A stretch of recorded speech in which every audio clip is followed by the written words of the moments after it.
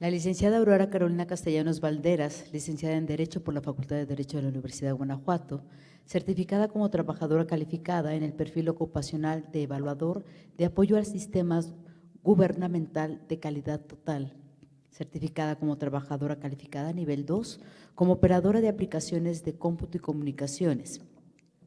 Su experiencia laboral es muy amplia. Entre tantas, mencionamos que estuvo en el Sistema Estatal para el Desarrollo Integral de la Familia en diversos cargos como Procuradora de la Defensa del Anciano y Coordinadora Estatal de Prevención y Atención a la Violencia Intrafamiliar del DIF estatal, así como abogada litigante en materia civil penal, administrativo, laboral, mercantil y agrario. Sus especialidades son en Derecho Civil por la Universidad de Guanajuato, en Amparo en la Universidad de Guanajuato, en Atención a Casos de Violencia Doméstica desde la Perspectiva de Género en el Colegio de México AC y en Formación Política, Perspectiva de Género y Seguridad Social. Bienvenida, licenciada. También tengo el honor de presentar al abogado J. Jesús Mesa Ortiz. De 1972 a 1974 fue procurador de la Defensa del Trabajo en Guanajuato y la ciudad de León. De 1974 a 2016, maestro de tiempo completo en la Facultad de Derecho de la Universidad de Guanajuato, impartiendo las materias de Derecho Individual, Colectivo y Procesal del Trabajo, Prácticas de Derecho del Trabajo y Técnica y Mecánica de la Huelga. De 1975 a 1977, secretario general de la Junta Local de Conciliación y Arbitraje en León, Guanajuato. En 1993 a 1995, director del Trabajo y de la Previsión Social en el Estado. Ha sido magistrado numerario de la tercera sala del Tribunal de lo Contencioso Administrativo, así también presidente del Tribunal de lo Contencioso Administrativo del Estado, procurador adjunto de los Derechos Académicos de la Universidad de Guanajuato. Bienvenido, muchas gracias.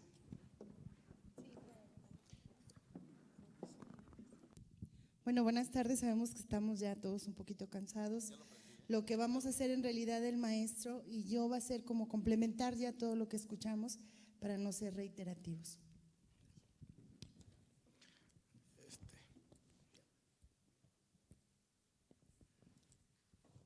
quiere empezar.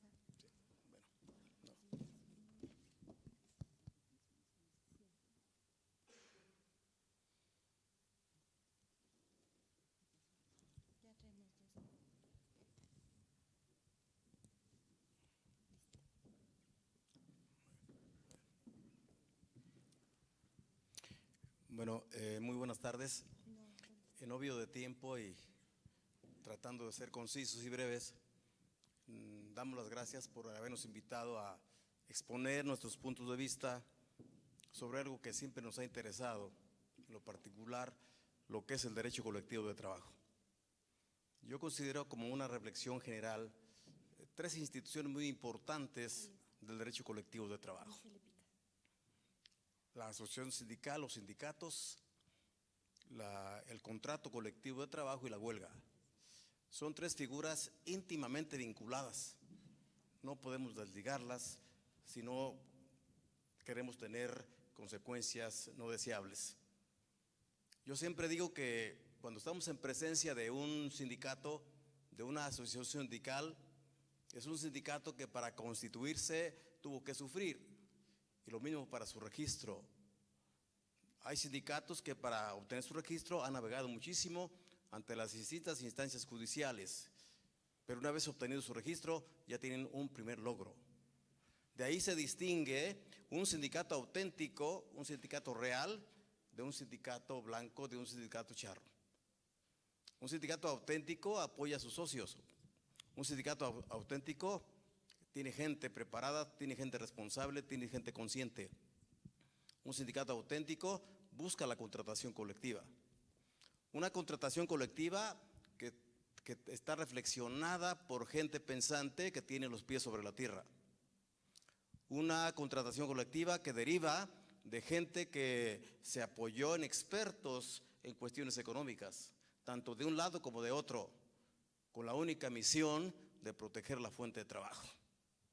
No son dos instancias rivales, contrincantes, son dos instancias que tienen que trabajar de manera conjunta. Ese es el mensaje que tiene que darse. No hay que verse como enemigos. Aquí estamos en presencia de un sindicato auténtico que está luchando por sus intereses frente a una universidad también seria, responsable, donde hemos pasado la mayor parte de nuestra vida. Así que no es cuestión de estar soñando, de estar poniendo los ojos no sé dónde. Es cuestión de pensar, de analizar, de reflexionar. Hay que dar lo que hay que dar, hay que negociar lo que hay que negociar. En función de eso, nuestra ponencia fundamentalmente se refiere a los siguientes aspectos. Primeramente vamos a analizar lo que se refiere a 3 supuestos importantes. Quiero aclarar que esta ponencia la vamos a dividir. En primer lugar, yo voy a hablar de algunas circunstancias y después la licenciada va a concluir, por favor.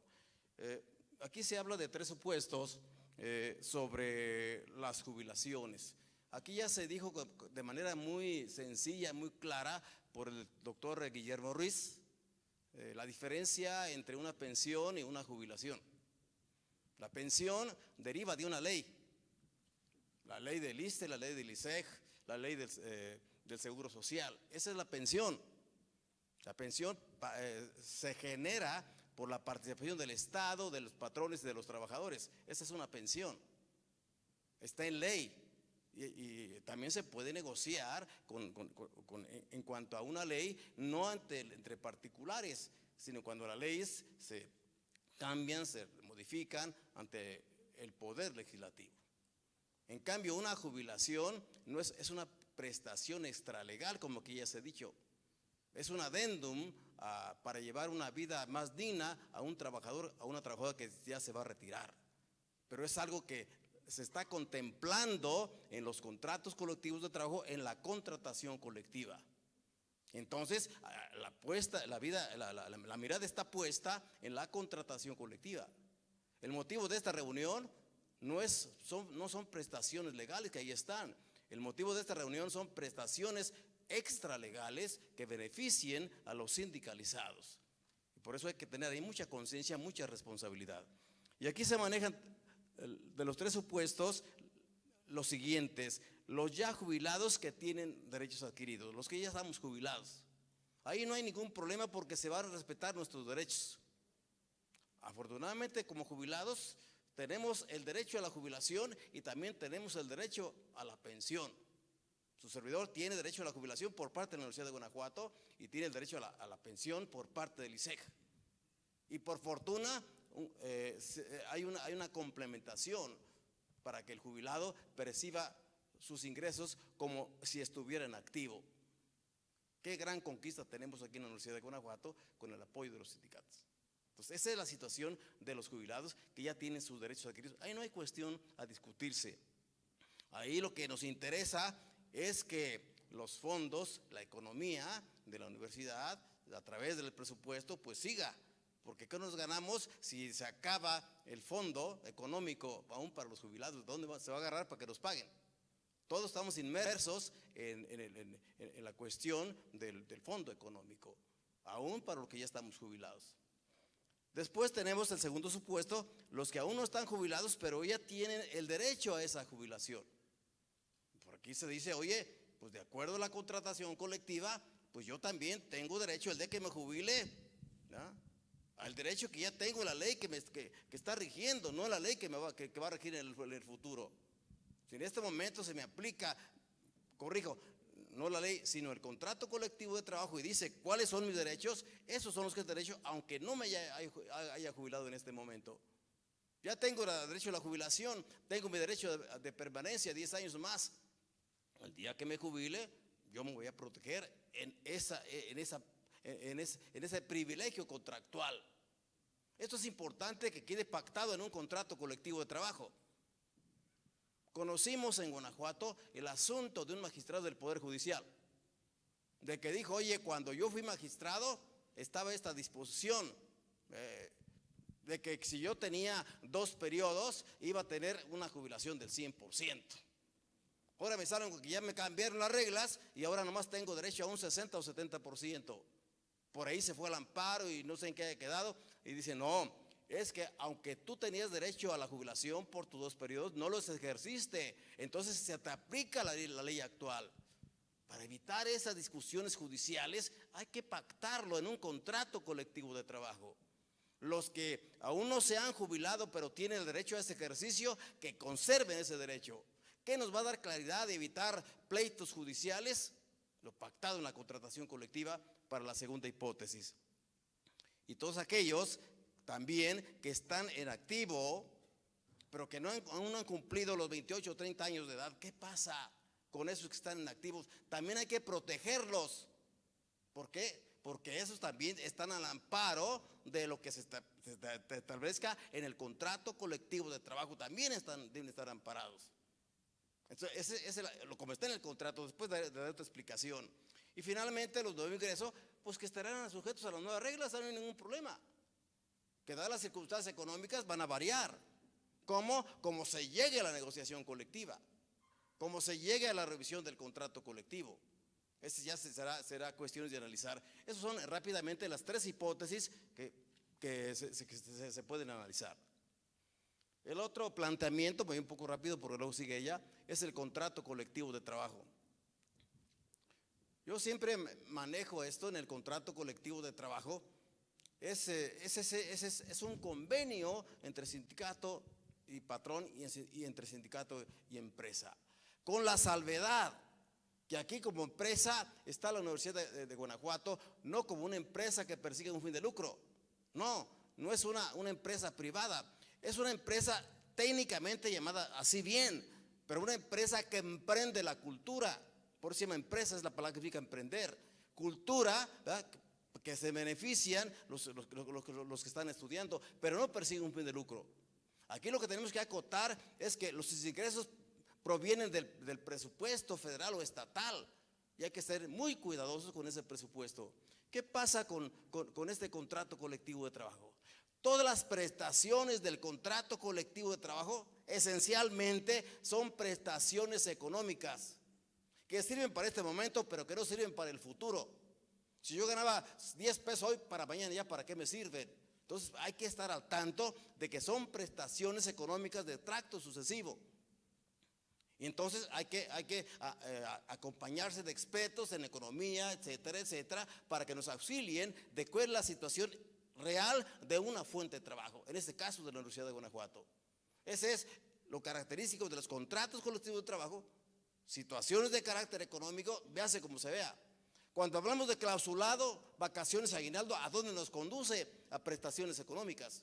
Cuando se habla de salario, situaciones económicas, todo son cuestiones de carácter ¿qué? Económico. ¿Esto con qué está vinculado? Con las revisiones. Ya hemos platicado aquí, se ha dicho de la revisión total, clausulado y salarios y de la revisión parcial. Las fechas que la ley marca en cuanto a las revisiones. Yo digo, ya se llegó la fecha de la revisión total o parcial. Esto es para arriba, no para abajo. Bueno, depende de las circunstancias. Si todavía a través de una buena administración se puede ver que podemos pedir más, hay que pedirlo. Cuando no hay por qué pedirlo. Tan es así que a veces cuando se llegan las revisiones, nadie pide revisión de contrato colectivo de trabajo y prefieren prorrogar. Entonces no es cuestión de una receta mágica cuando revisas, cuando prorrogas. Es cuestión de poner los pies sobre la tierra, sobre situaciones estrictamente económicas. ¿Qué pasa con esto? Por ahí se comentaba, oye, ¿y si no llegamos a ningún arreglo? ¿Qué pasa? ¿Podemos emplazar a huelga y ya exigir la violación o el cumplimiento del contrato o que no llegamos a ningún arreglo? ¿Qué hay que hacer?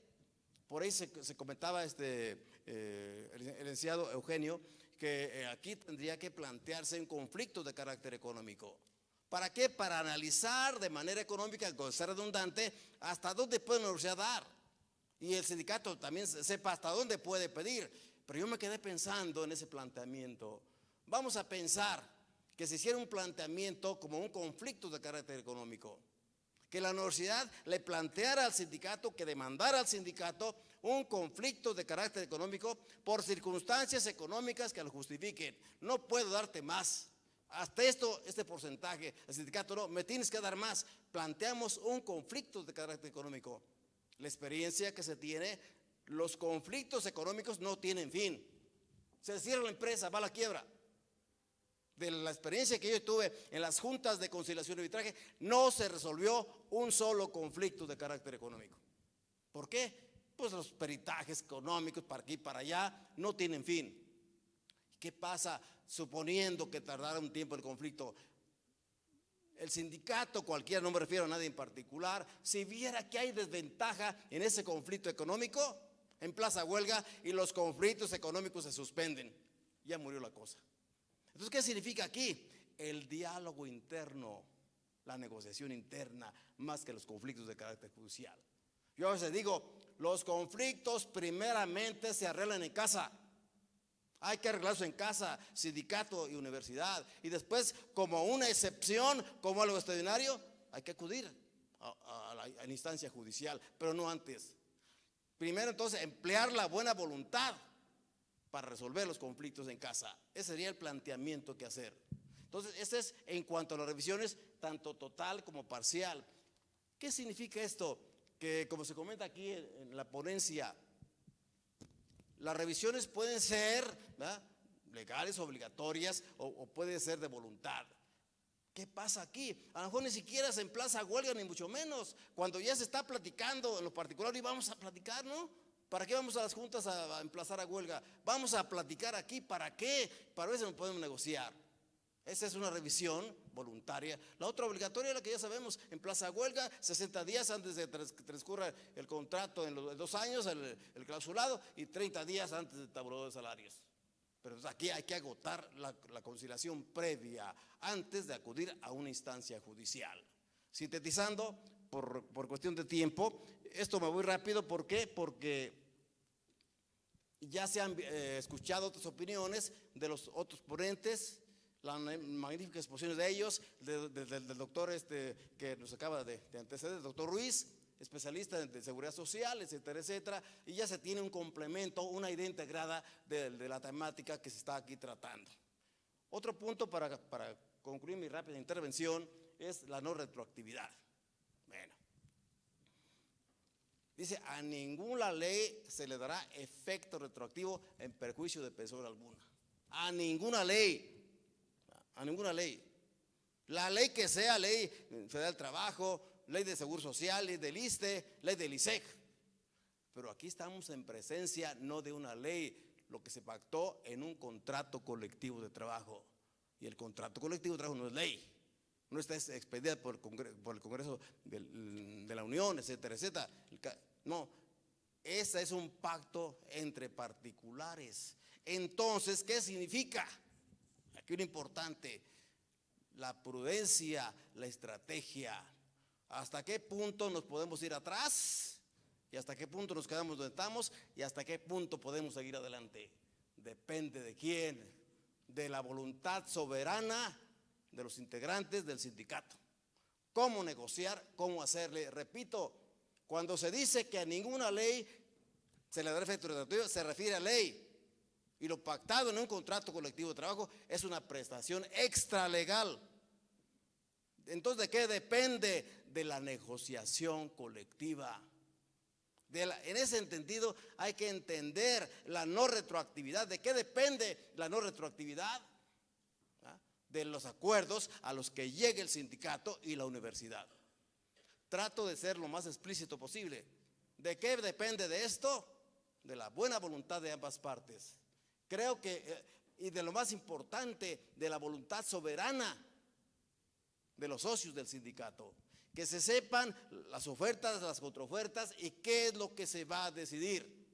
Y que se arregle, no en instancias judiciales, acabo de comentar, sino que la justicia se haga dentro de casa y que solamente por una excepción se vaya a otras instancias judiciales. Trato de ser lo más explícito posible en cuestiones que considero sustanciales, porque esto ya se ha tratado en otras ponencias. Entonces me fui rápido porque el tiempo apremia y también pues ya están un poco cansados, y ojalá que haya tenido en esta exposición tan rápida lucidez, claridad en lo que les acabo de comentar. Son puntos de vista personales, son puntos de vista doctrinarios, sencillamente es una manifestación para que cada quien la analice y tome sus puntos de vista. Luego voy a pasar la estafeta a mi compañera para que concluya por aquí la ponencia correspondiente. Gracias. Muchas gracias, maestro. Bueno, pues gracias por lo de compañera, en realidad es mi maestro. Respecto de esto, un punto que tenemos que considerar nosotros y lo ponemos en recomendación es precisamente el tema de la negociación colectiva, que yo creo que ya se dieron cuenta que es el quid de todo esto. Entendemos como negociación colectiva un conjunto de acuerdos de carácter extrajudicial que tienen que ver, bueno, con el cómo nos vamos a poner de acuerdo en determinadas prestaciones o condiciones de trabajo. Eso es en sí una negociación. Desde los orígenes que nosotros tenemos en el derecho del trabajo, obviamente los trabajadores siempre han estado en desventaja con los patrones, que es la fuerza productiva, el capital.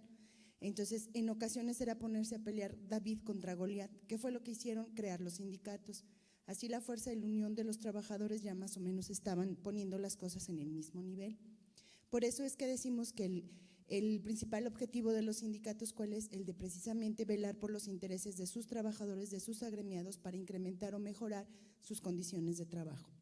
En este sentido, la negociación colectiva entonces es un mecanismo para fortalecer y mejorar las condiciones en que los trabajadores desempeñan sus actividades, pues es obligación de los sindicatos llegar a esta clase de acuerdos siempre para tratar de mantener, no para tratar de irse hacia atrás, sino tratar de ir siempre hacia adelante. Para efecto de realizar una negociación colectiva que tenga como efecto la modificación a los contratos colectivos de trabajo, nosotros consideramos importante tener en cuenta varias circunstancias que están en ley, no precisamente nada más la ley del trabajo, pero sí se contemplan en la norma. Hay que tener, si nosotros nos vamos a sentar a negociar, tenemos que estar con la misma cancha pareja, dicen, y estar en la misma altura. Yo no puedo negociar con alguien que está por encima de mí o por debajo de mí. Eso es fundamental para poder obtener un acuerdo que a ambas partes convenga, ¿sí? Ya sea en cualquier materia. Ahorita la cultura de la no violencia y la cultura de paz nos genera lo que es la mediación o la conciliación. Yo sé que ese tema es de boga y está ahorita de moda, pero ¿qué es lo que significa? Bueno, tenemos que establecer ciertas condiciones para que esa mediación o conciliación o negociación sea fructífera para ambas partes. Si estamos en condiciones desiguales, no se va a poder llegar a un acuerdo conveniente. La disposición de negociar, es decir, ambas partes tienen que tener la disponibilidad de ceder y conceder. ¿Para qué? Para ganar. Si uno de los dos quiere llevarse el pastel completo, o el otro se va a quedar sin nada y eso entonces ya no va a tener un resultado positivo. El derecho a la información de impacto. ¿Cuál es esa información de impacto? Los insumos que realmente nosotros necesitamos para tomar decisiones, es decir, información relevante.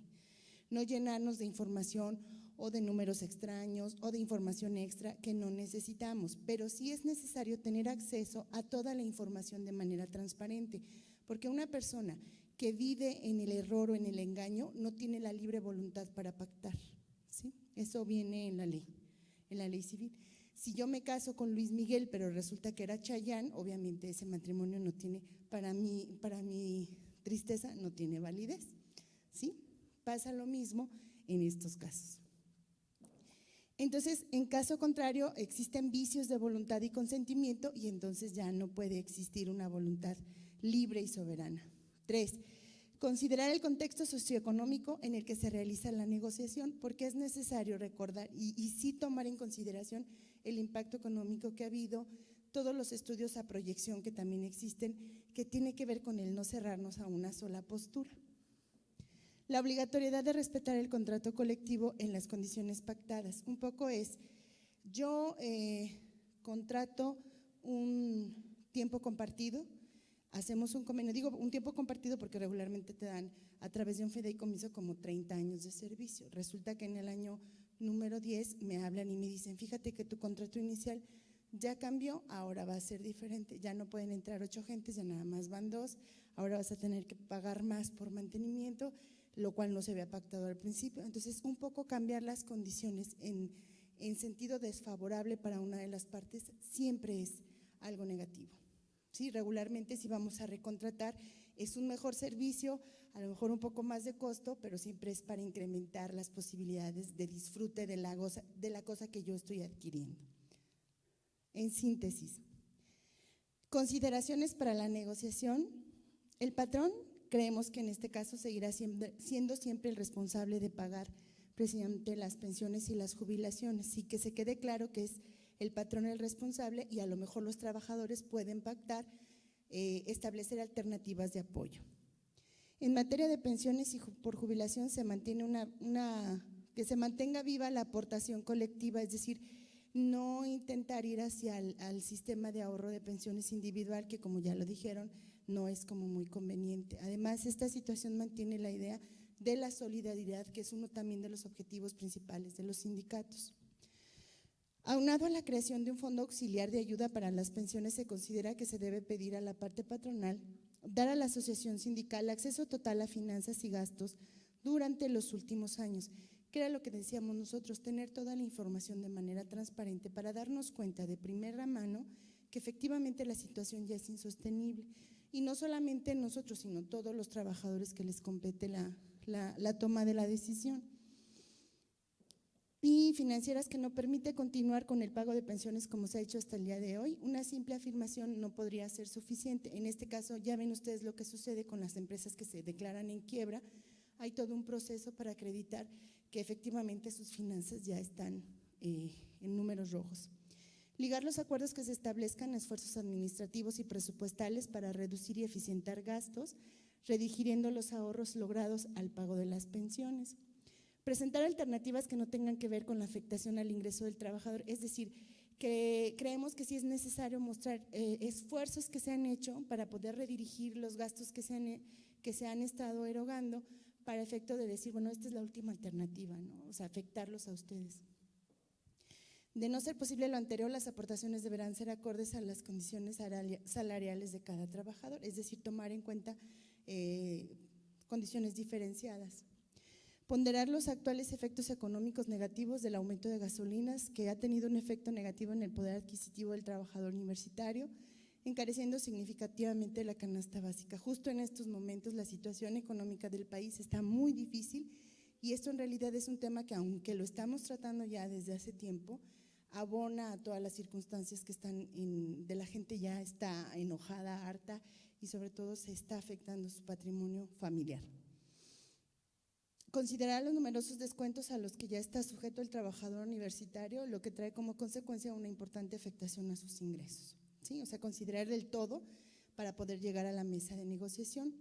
En caso de crear un fondo de apoyo auxiliar a las pensiones, es indispensable crear las reglas y normas sobre las cuales se va a administrar y vigilar, esto previo a la firma de cualquier acuerdo que modifique el contrato colectivo y las aportaciones de los trabajadores. Bueno, existen ya ejemplos con mucho éxito que se pueden no copiar y pegar, sino simplemente adecuar a las condiciones de nuestro estado, en particular de la universidad y del sindicato, y yo creo que es importante también tomarlas en cuenta como situaciones de éxito que pueden ser viables también para aplicar aquí entre nosotros, ¿no? Entonces, por nuestra parte, muchas gracias, me fui rapidísimo, ya es muy tarde. Muchas gracias. ¿Preguntas? Muchas gracias, licenciada.